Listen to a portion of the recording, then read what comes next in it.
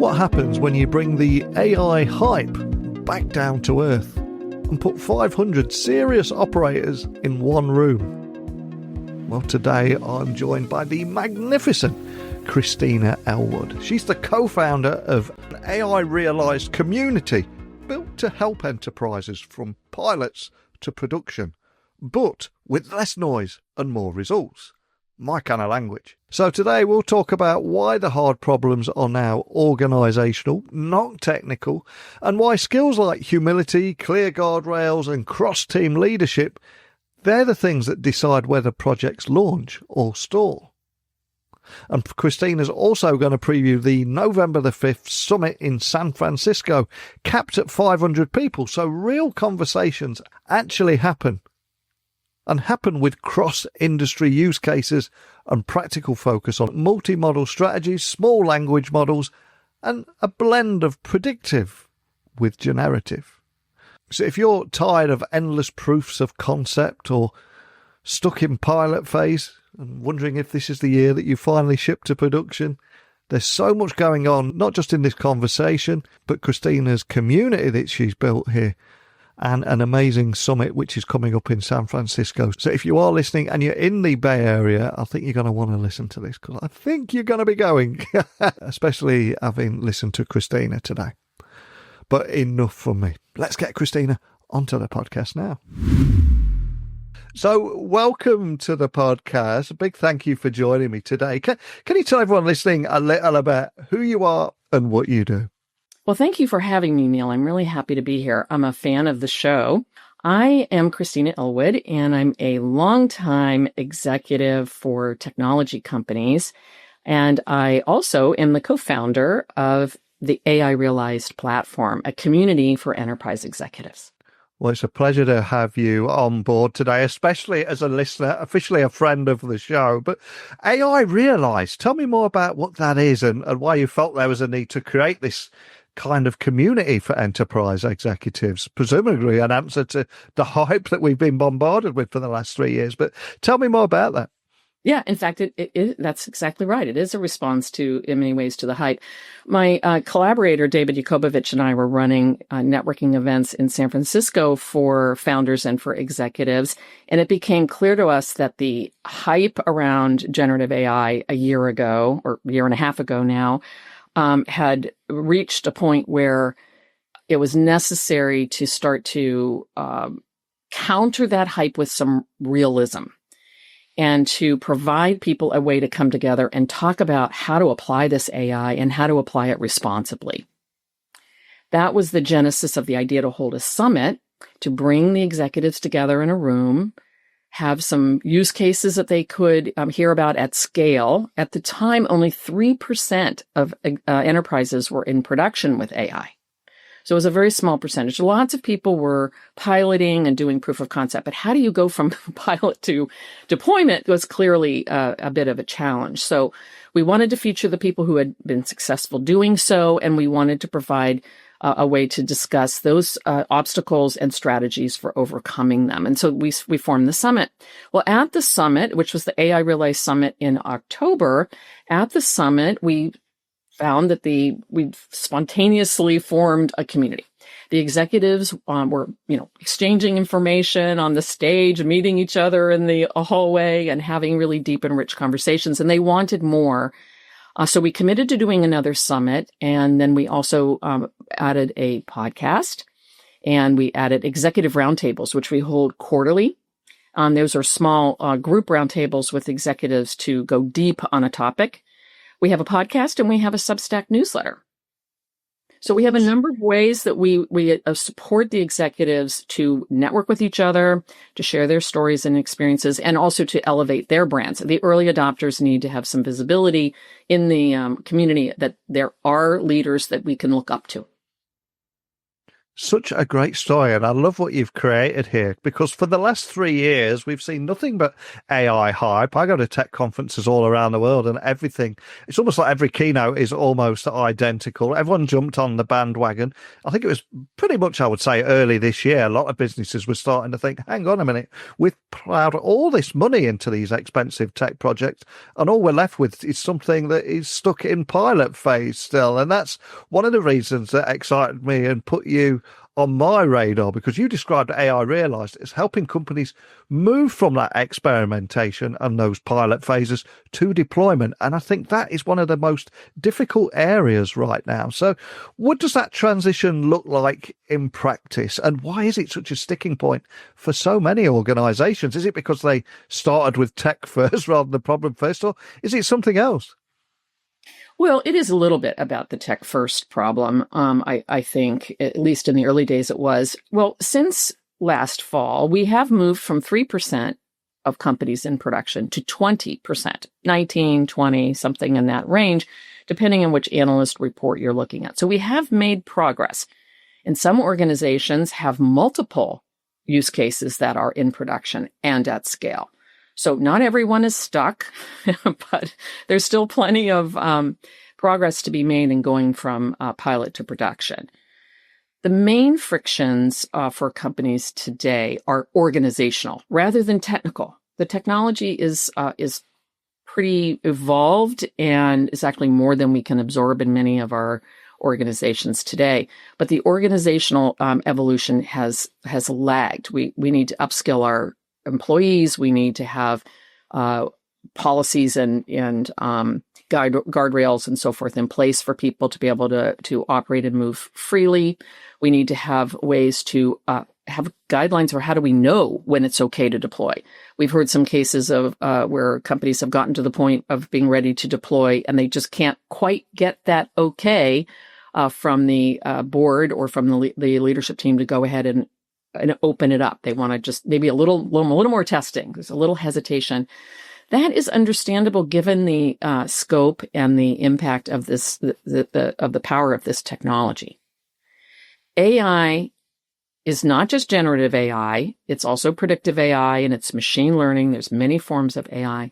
When you look at AI in aggregate, it has the possibility of transforming our organizations from the inside out. Now, we can do that deliberately or we can do that accidentally, but it's part of what happens when you deploy this type of technology because it is a different way of working. It's a completely different approach to how we make decisions, how we take actions, and how we evaluate what is being done in our organizations. So it's pretty fundamental. We also have fear at work here, not just fear of making a decision, fear of people's careers and jobs, fear of making a mistake and having a brand impact or having a legal impact.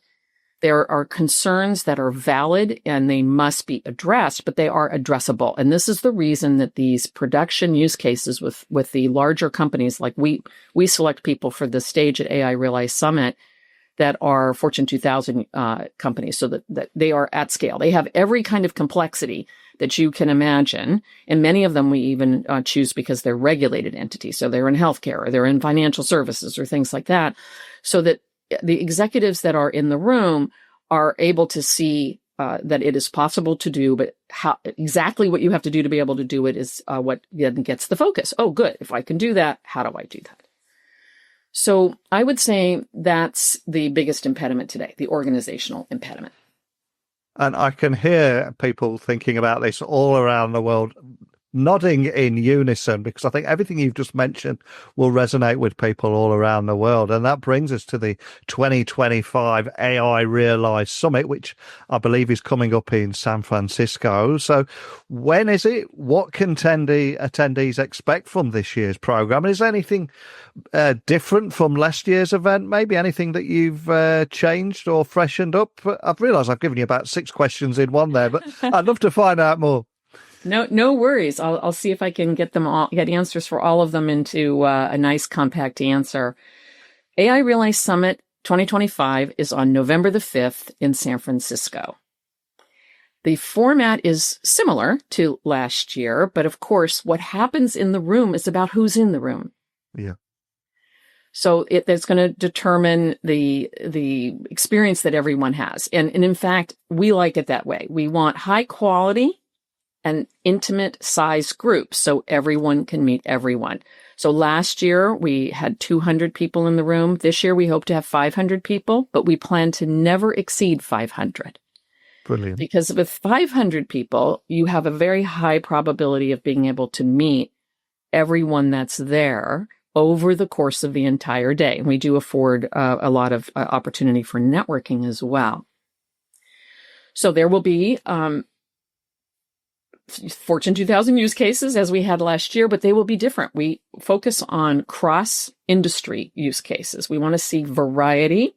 That diversity is very important to the executives. They told us it was more valuable to learn about use cases in other industries than their own, that they have a pretty good handle on what's happening in their own industry, but they're learning more by listening to what's happening in others.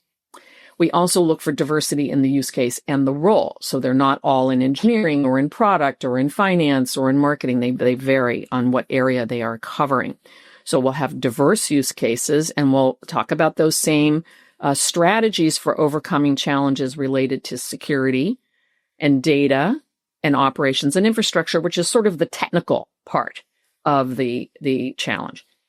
But we'll also spend time on that organization and management. What are the challenges there, and how do we approach those?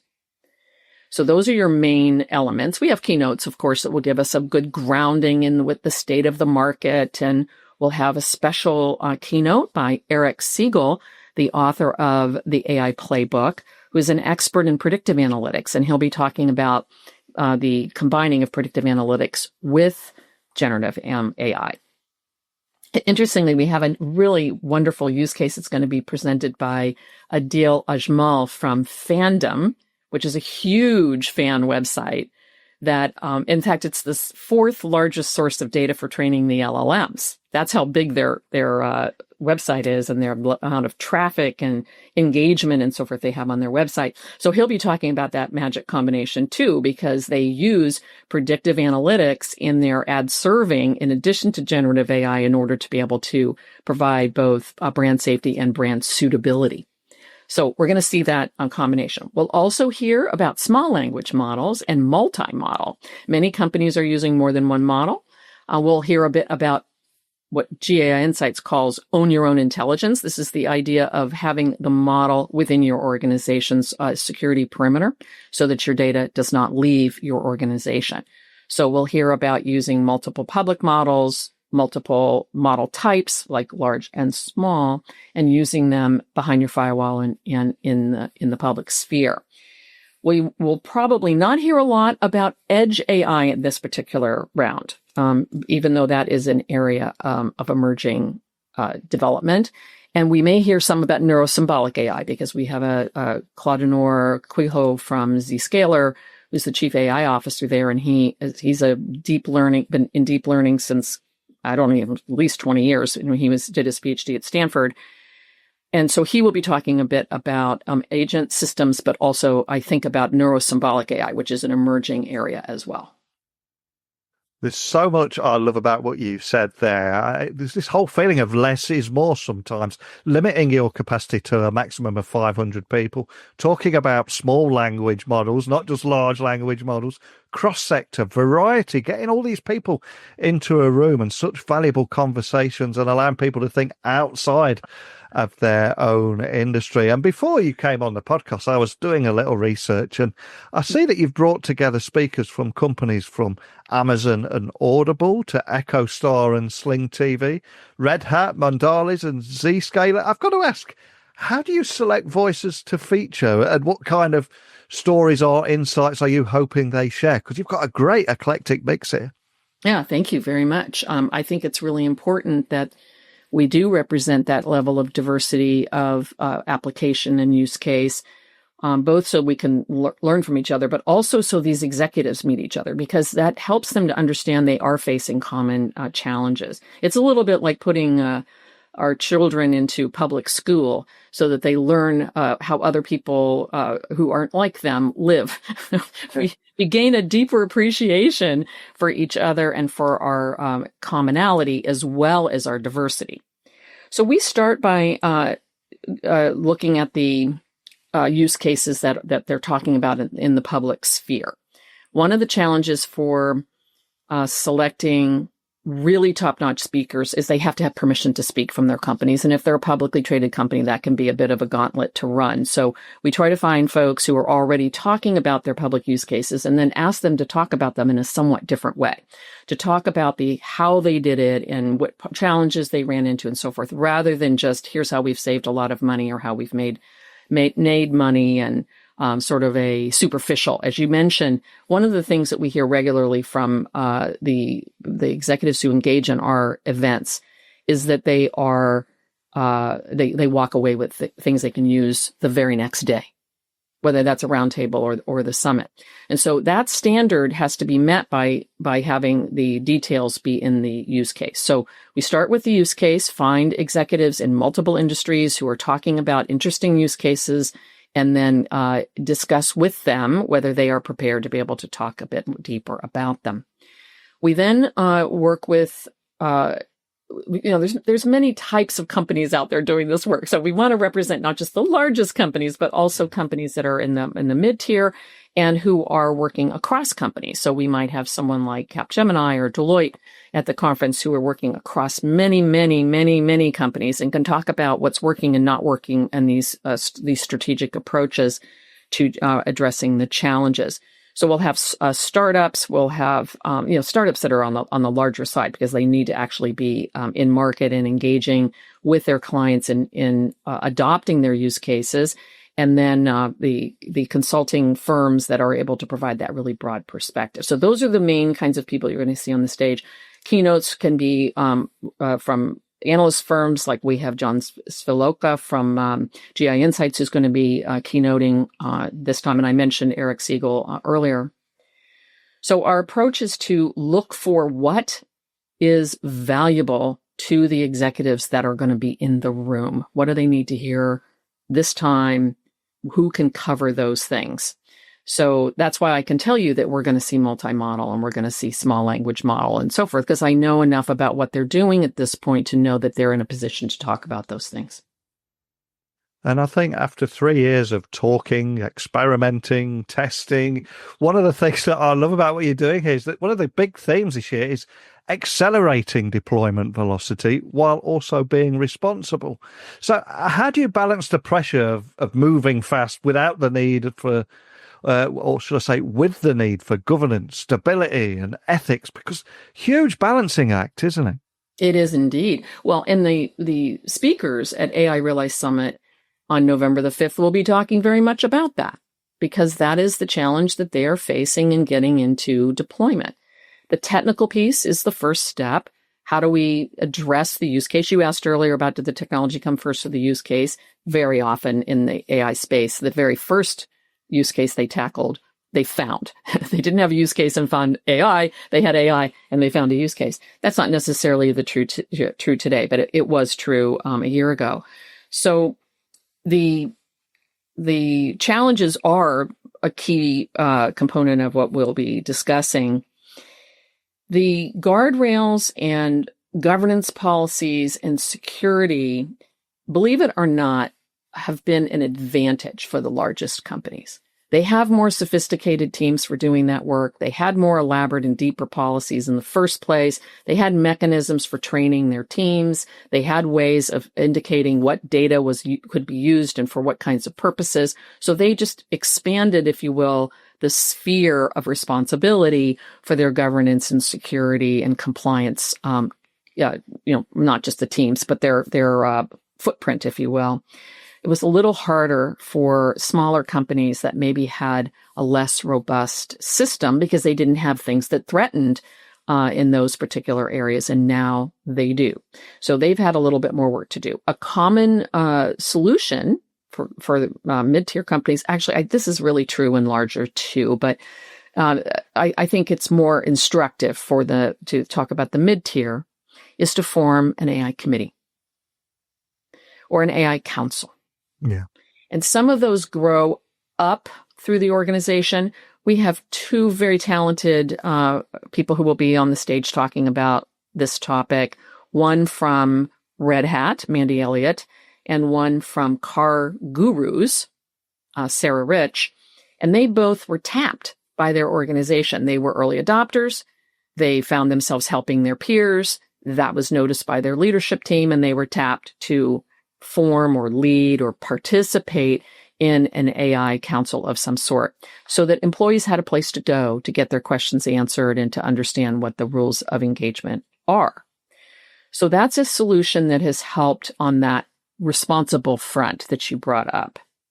The other deployment challenges are really in the hands of the leadership to tackle, the board, the senior leadership team, and the leader who is in charge of that particular initiative. They need a different set of skills. One of the questions I often ask the leaders is, what is the leadership skill you find most useful when leading an AI initiative? Which has some interesting answers. I think the most frequent is humility. Yeah. And that makes sense. As soon as I say it, you realize, oh yeah, that is a good, solid skill to have in this case. No one knows everything about AI. No one comes even close to knowing everything about AI. And so we're all learning. And by being at the same level, even if one of us has much more knowledge and experience than the other, being at the same level of eagerness to learn and need to learn creates a different dynamic between the leader of the initiative and the team that's on the people that are on the team. And I think that's good and healthy for our companies, because I think a hierarchical structure, while it provides a very efficient way to run an organization, it does not necessarily afford the opportunity for people to bring their whole self to the party. And so this approach of having a more balanced or nuanced relationship to the expertise creates a new dynamic that I think is quite healthy and quite good. And I'm curious, from your perspective and unique vantage point that you have there, we're talking to so many different leaders and attendees and people sharing everything with you. Anything you can share around why leadership, or why is leadership a deciding factor in whether AI adoption succeeds or maybe even stalls inside large enterprises? In fact, inside any enterprise, leadership's a big deal here, right? Oh, it is indeed. Well, for one thing, AI in all of its forms is a powerful technology, but that means there's risk.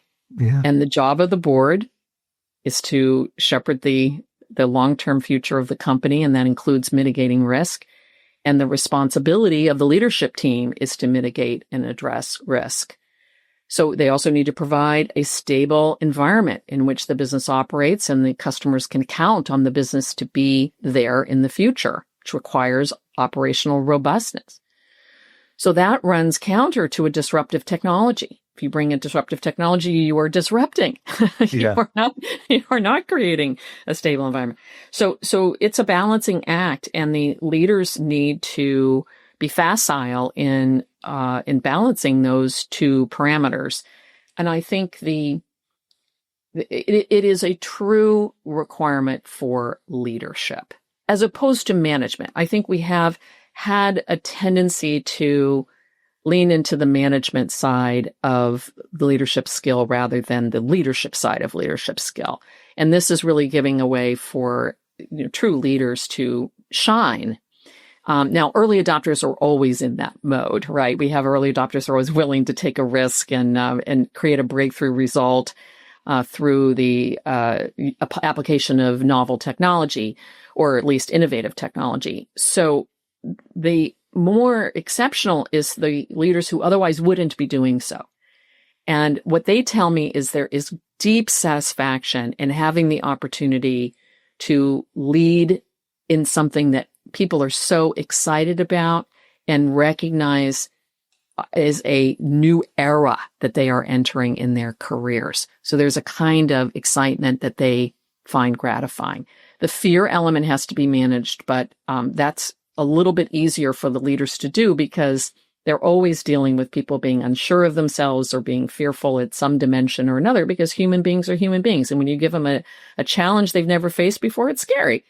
So they're used to that, to pushing people and calling on them to rise up and to, be more of who they really are. So that part is much more familiar for them.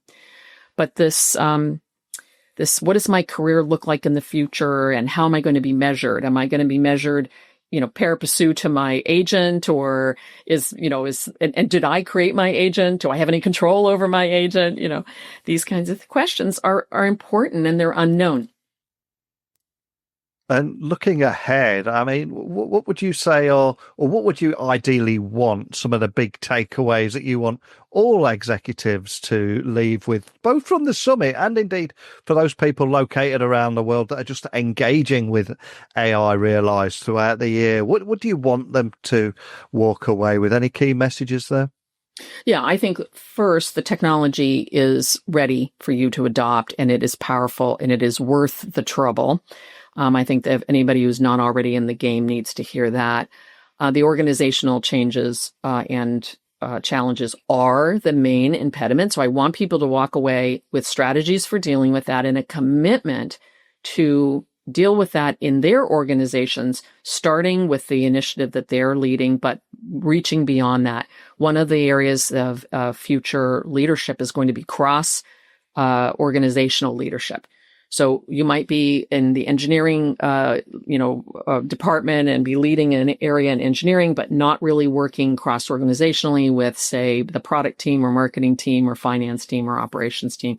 We're going to see more of that cross-organizational. And part of the reason is agentic AI, in doing the automating of workflows and so forth, affords us the opportunity to connect disparate systems together.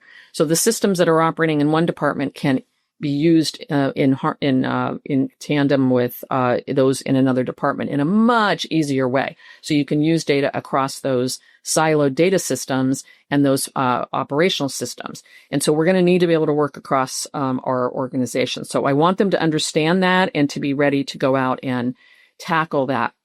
The third area is that the technology is always evolving, and you're never going to catch up. You're never going to be able to know all of it or whatever. So to have a integrated way, you are learning and you are mastering whatever elements are necessary for your particular role in organization.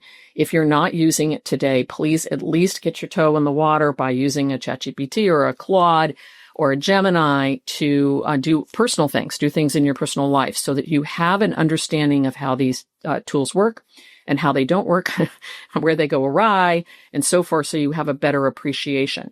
After that, it's important that you learn enough in your area of domain expertise so that you feel comfortable, you understand its application in your area of expertise. Even if you're on a board and you haven't been in an operating role for a while, you were in an operating role once upon a time. So use that as your core area so that you get a better understanding of the limitations and the risks and the opportunities that are afforded to the business. And ask the tough questions. If you're on the leadership team or you're on the board, ask the tough questions. How are we ensuring that we are monitoring? What are our human in the loop points, and how are we ensuring that the checkpoints are robust, et cetera, et cetera? Ask the tough questions before you find yourself in a situation where you wish you had. So I think those are your big takeaways. Network, get your hands dirty, be prepared to be a lifelong learner if you haven't been one up to now already. Recognize that the biggest obstacle is organizational, and you have responsibility for that. No one needs to give you any technology training to do leadership. And finally, it is a moving target, and so your organization is going to have to move along with it. It does afford you the opportunity to be a more competitive company. If you fail to adopt AI in your company, some competitor is going to be there to help you shrink. It is coming. There are native companies. There are AI forward companies in your market, as there is in every market. So don't think that you're going to be immune to this. You do need to adopt it. You do need to make it a competitive advantage, not just a way to save money. Personally, I would like to start a conversation with this community about how we use the resources that we're liberating within our organizations. When we become more efficient or we generate more business, we get to invest that money. We can put it in the pockets of our shareholders. We can put it in the pockets of our leadership. We can hire more or different employees or compensate them differently. We can build new products. We can invest in new markets. But those are decisions that need to be taken. They're not automatic. They are decisions for leadership, and they require some consideration before we actually liberate the services or liberate the resources. And one of the big key messages from our conversation today is the importance of learning. And a question I have to ask you, because I think we all feel that pressure of being in a state of continuous learning. How or where do you self-educate? How do you keep ahead of the pace of technological change that we're seeing right now? I mean, you've got the summit, you've got a whole community here. Maybe that's one of the reasons you do it, because it helps you so much. But how do you self-educate? Well, that's a great question. And it's one that comes up at AI Realize Summit, too, that people are asking each other this very question.